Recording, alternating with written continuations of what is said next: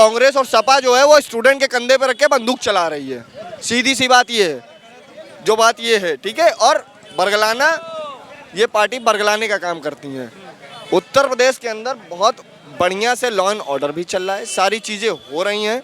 जब तक हमारे मुख्यमंत्री जी योगी आदित्यनाथ रहेंगे उत्तर प्रदेश में, तब तक उत्तर प्रदेश रहेगा।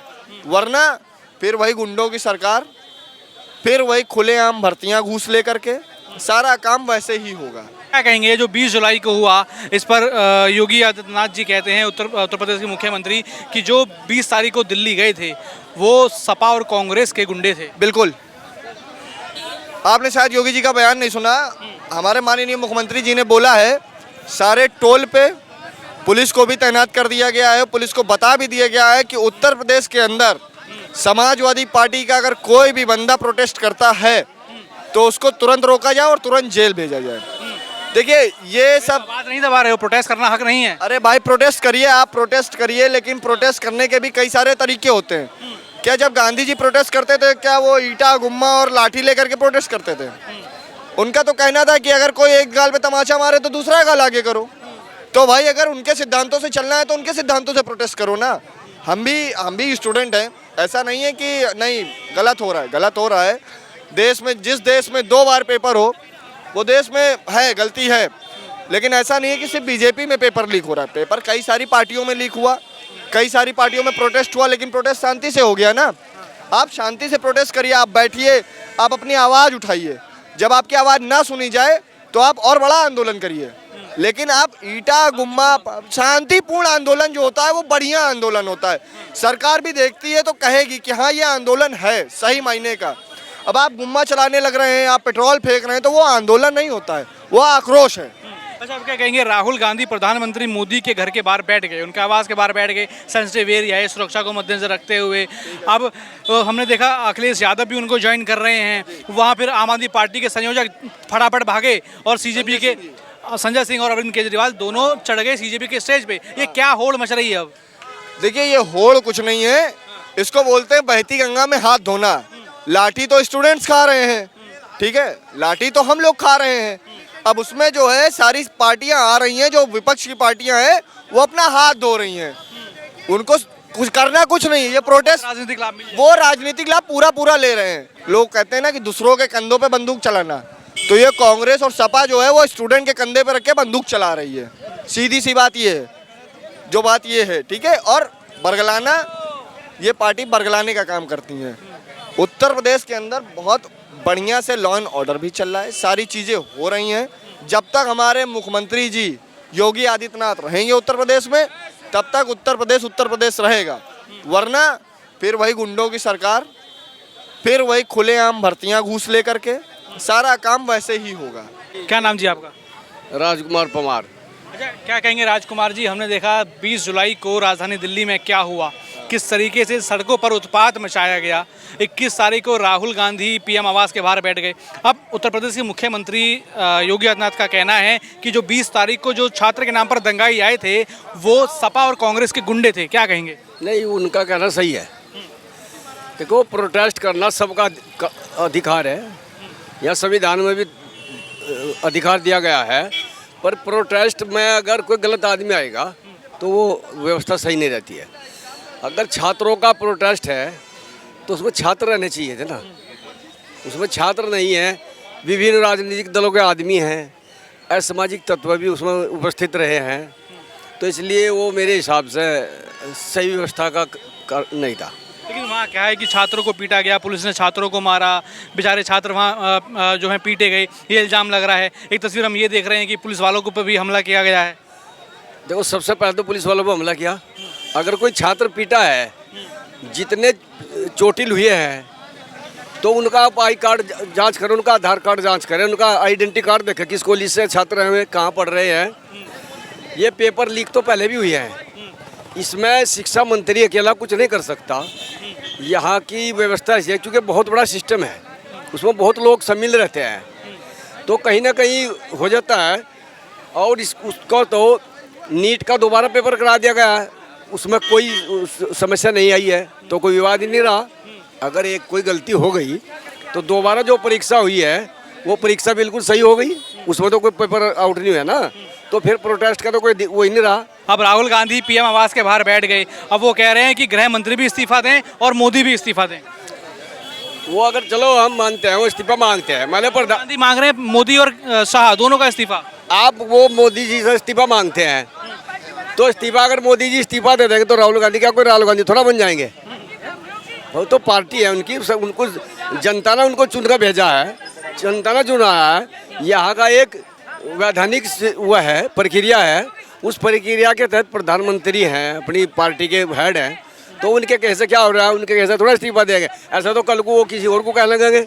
अगर कोई उनसे ही कहने लगा आप उसका विपक्षी दल के वो नेता हैं, आप उससे इस्तीफा दो, तो उससे क्या? ये नहीं, ये सब अच्छा नहीं है। ये तो उनका चूँकि उन्हें तो राजनीति करनी है, अब वो किस तरह हटाएं? जनता से उनको हटा नहीं जा रहा है, अब वो ज़बरदस्ती सोच रहे हैं। ये लोग भड़काते हैं, और जो छात्र हैं उनका भविष्य अंधकार में कर देंगे। उनका क्या जा रहा है? वो तो ये चाहते हैं कि जैसे नेपाल में हो गया है, शायद यहाँ भी हो जाए। यहाँ पे नेपाल बनाना चाहते हैं भारत, वही है, वो चाहते हैं यहाँ। है राहुल गांधी का। हाँ, वही मकसद है इनका।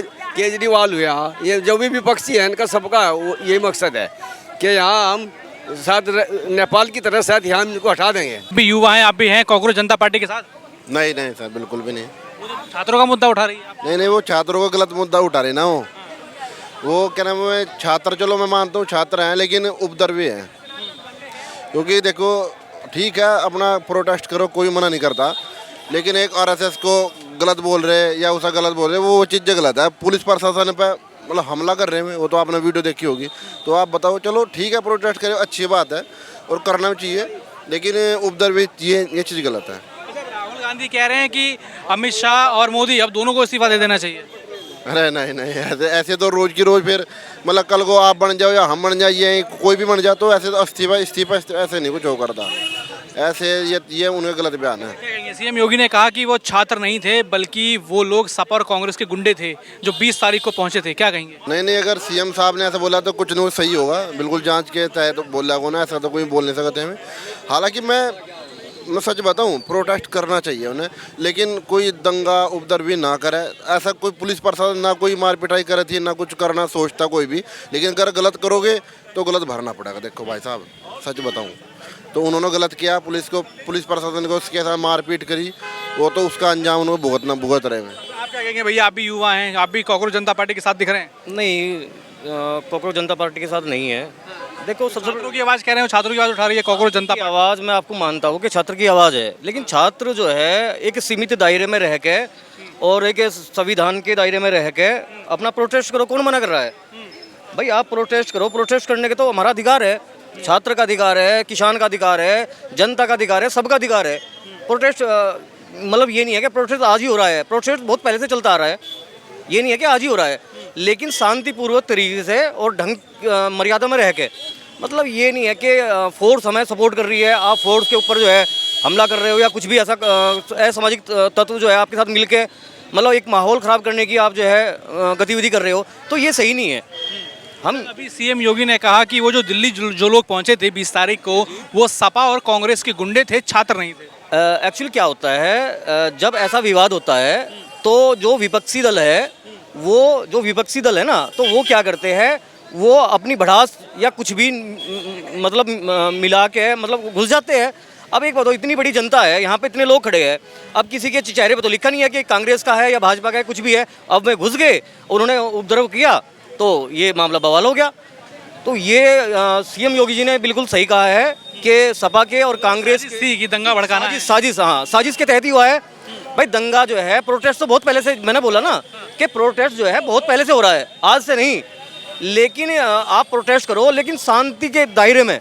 एक तरीका होता है हर चीज़ का, तो कौन मना कर रहा है? क्या मानते हैं जो 20 तारीख को सीजेपी का प्रोटेस्ट हुआ, क्या लग रहा है उसमें शांतिपूर्ण होना चाहिए था, इस तरीके से चीज़ें होनी चाहिए थी कि नहीं? प्रोटेस्ट हुआ भैया, और होना भी चाहिए संवैधानिक तरीके से। मुझे लगता है कि सरकार को इसकी मांग सुननी चाहिए थी, और मैं खुद अभ्यर्थी हूँ। जो दिल्ली में छात्रों का जो आंदोलन था, उसमें खैर सीएम योगी का कहना है कि वो छात्र नहीं थे, वो सपा कांग्रेस के गुंडे थे जो वहाँ माहौल बेकार करने के लिए पहुँचे थे। तो क्या लगता है कि ये अब क्या ये तरीका सही है? इस तरीके से प्रोटेस्ट कर वो राजनीतिक टिप्पणियां हो सकती हैं। मुझे लगता है कि जो छात्रों का संघर्ष है उनको बात सुनना चाहिए, पक्ष हो या विपक्ष। हर जैसे पक्ष का होता है, ये कहते हैं कि ये जो प्रायोजित है, मैं 68,500 से पीड़ित हूँ। बता दूँ, पिछले 7 सालों से मैं लगातार संघर्ष कर रहा हूँ, लेकिन धरना इसीलिए नहीं दे रहा हूँ। लगभग 4-6 हज़ार युवा हैं, अगर हम धरना देंगे तो उसको भी राजनीतिक रूप दे दिया जाएगा। इसीलिए पूरा हमारी कोशिश है कि माननीय मुख्यमंत्री जी और सत्ता पक्ष के जो माननीय जनप्रतिनिधि हैं उनके माध्यम से अपनी बात पहुंचा रहे हैं। आपका आभार कि आपने सीजेपी के प्रोटेस्ट को ध्यान में रखते हुए आज हम लोगों की बात रखी। मैं आपके चैनल के माध्यम से माननीय मुख्यमंत्री जी से आग्रह करता हूं कि 68,500 शिक्षक भर्ती का जो प्रकरण है इसका आप यथाशीघ्र निस्तारण करवाएं और जो वंचित वर्ग के अभ्यर्थी हैं इनको न्याय दिलाने का काम करें। बहुत बहुत आभार माननीय।